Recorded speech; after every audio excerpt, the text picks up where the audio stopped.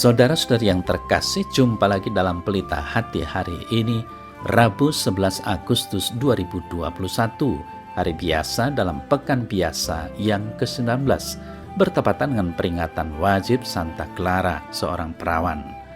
Bersama saya, Romo Thomas Suratno SC dari Paroki Cilandak, Jakarta Selatan, mendengar dan merenungkan sabda Tuhan, yakni firman Tuhan yang tersurat dalam Injil Matius, bab atau pasal 18, ayat 15 sampai dengan ayat 20.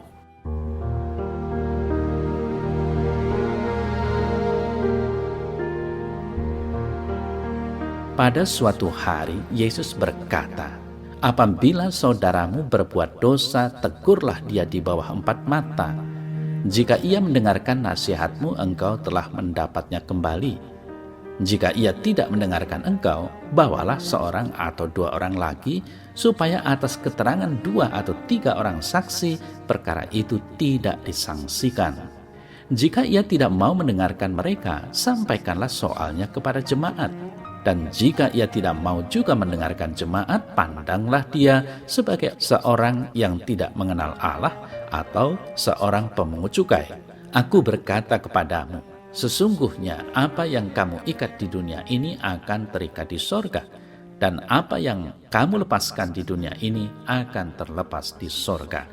Dan lagi aku berkata kepadamu, jika 2 orang daripadamu di dunia ini sepakat meminta apapun juga, permintaan mereka itu akan dikabulkan oleh Bapa-Ku yang di sorga.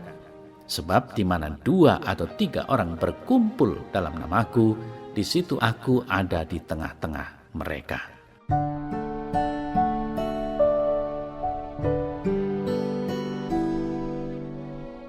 Saudara-saudari yang terkasih, dalam warta Injil hari ini, Yesus mengajarkan bagaimana cara menegur dan mengingatkan sesama kita. Ada 3 hal yang dapat kita perhatikan. Pertama, bila saudaramu berbuat dosa kepada kita atau kepada siapapun, tegurlah dia di bawah 4 mata. Lalu yang kedua, bila dia tidak bersedia, bawalah seorang atau 2 orang lagi, agar atas keterangan 2 atau 3 orang saksi. Lalu yang ketiga, bila masih tetap tidak bersedia, bawalah ke umat dan persekutuan. Namun, saudara-saudari yang terkasih, seringkali berbagai alasan dikemukakan, seperti sungkan, tidak tega, dan juga kasihan. Apalagi jika si pelaku orang yang cukup terpandang. Antara percaya dan tidak percaya kalau orang itu berbuat kesalahan, sehingga orang lain takut untuk menegur. Menjadi tantangan bagi kita bahwa Yesus memberi perintah bahwa harus dilakukan teguran dengan 3 cara tadi. Saudara yang terkasih, teguran menjadi tanda kasih dan pengampunan Allah yang Dia berikan dengan penuh kesabaran.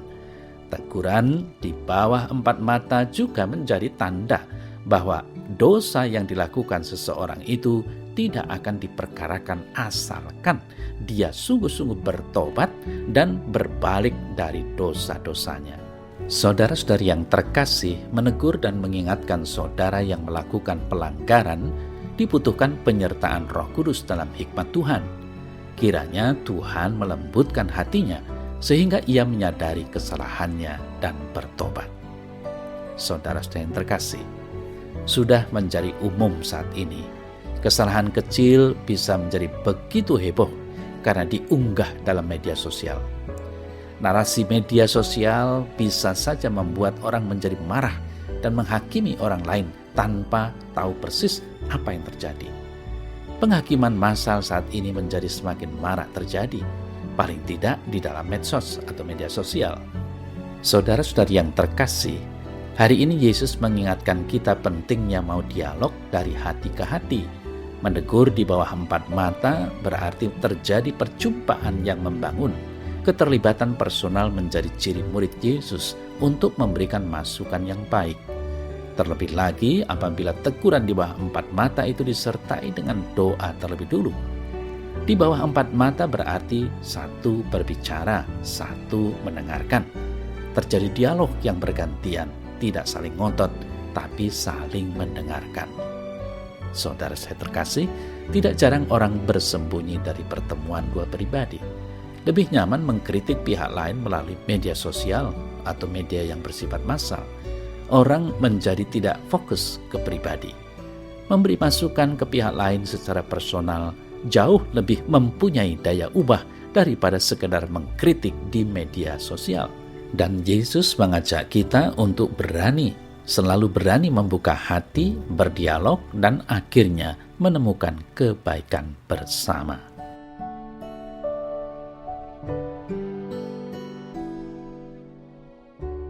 Dalam nama Bapa dan Putra dan Roh Kudus. Amin. Ya Tuhan Allah, jadikanlah hatiku lembut, mau membuka diri dengan penuh perhatian akan sesama, tidak mudah marah dan menghakimi, sehingga banyak persoalan atau perkara yang akhirnya dapat diselesaikan dengan hati dingin namun penuh perhatian akan sesama. Amin. Dalam nama Bapa dan Putra dan Roh Kudus. Amin.